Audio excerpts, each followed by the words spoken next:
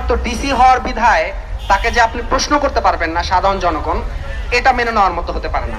মাথার এই পাশটাতে একটা বাড়ি দেওয়া হয়েছে, মানে আমার বাবা মা পর্যন্ত ঘটনা চলে গেছে, তারা তো দুশ্চিন্তা করতেছে যে আসলে কি হয়েছে না হয়েছে।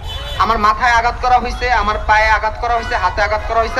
এখানে র্যান্ডম পথচারী যখন হাঁটাচলা করবে তার যে জীবনের যে নিরাপত্তা নেই, অর্থাৎ একই সাথে আপনি যখন অপরাধী না এটা প্রমাণিত হওয়ার পরও পুলিশ কেবলমাত্র তাকে প্রশ্ন করা হয়েছে এবং শুধুমাত্র ডিসি হওয়ার বিধায় তাকে যে আপনি প্রশ্ন করতে পারবেন না সাধারণ জনগণ, এটা মেনে নেওয়ার মতো হতে পারে না।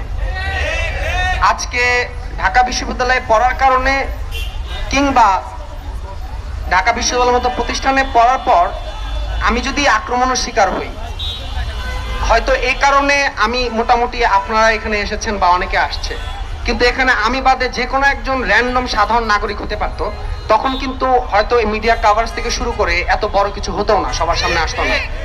আমরা দেখেছি ক্যাম্পাসের শিক্ষার্থীরা নিরাপদ নয়, ক্যাম্পাসে এই উদ্যানের ভিতরে এর আগে সাম্য হত্যাকাণ্ডের মতো ঘটনা ঘটছে, তার সুষ্ঠু কোনো তদন্ত আমরা এখনো পাইনি।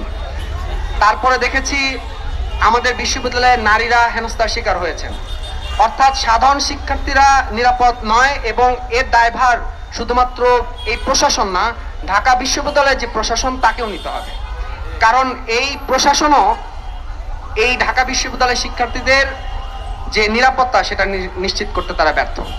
আমি আসলে গতকালকের ঘটনা থেকে এখন পর্যন্ত বিষয়টা নিয়ে দুশ্চিন্তাগ্রস্ত এই কারণে যে আসলে মানে আমার বাবা মা পর্যন্ত ঘটনা চলে গেছে, তারা তো দুশ্চিন্তা করতেছে যে আসলে কি হয়েছে না হয়েছে। আমি তো সবাইকে ধরে ধরে এটা বুঝাতে পারবো না।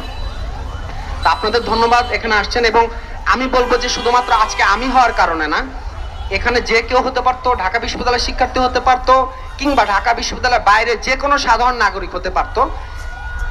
পুলিশের কোনো এখতিয়ার নাই যে যদি কেউ যদি অপরাধী হয়ে থাকে তাকে আইনি প্রক্রিয়ায় আপনি বিচার করতেই পারেন, কিন্তু আপনি নিরপরাধ কিছু পায় নাই এরপরে আপনাকে এইভাবে হেনস্থা করে, এবং যখন আপনি দেখতেছেন আপনার কাছে কিছু নাই এবং পুরোপুরি আপনি নিরাপদ, এরপরে কিন্তু গায়ে হাত তোলা হয়েছে।